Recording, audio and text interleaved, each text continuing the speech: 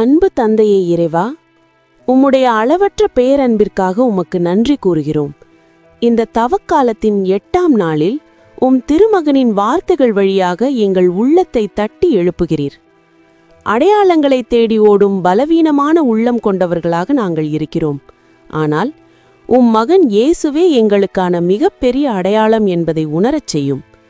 நினிவே மக்கள் ஒரு சாதாரண மனிதரின் குரலை கேட்டு மனம் மாறியபோது, வாழ்வு தரும் வார்த்தைகளை வழங்கும் திருமகனின் குரலுக்கு நாங்கள் இன்னும் செவிசாய்க்காமல் இருப்பதற்காக எங்களை மன்னித்தருளும்.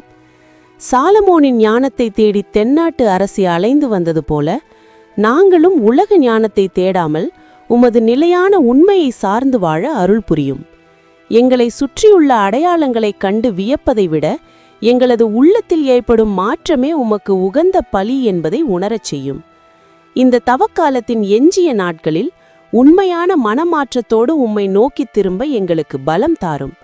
நாங்கள் செய்த தவறுகளை களைந்து உமது ஒளியில் புதிய மனிதர்களாக உயிர்த்தெழச் செய்யும்.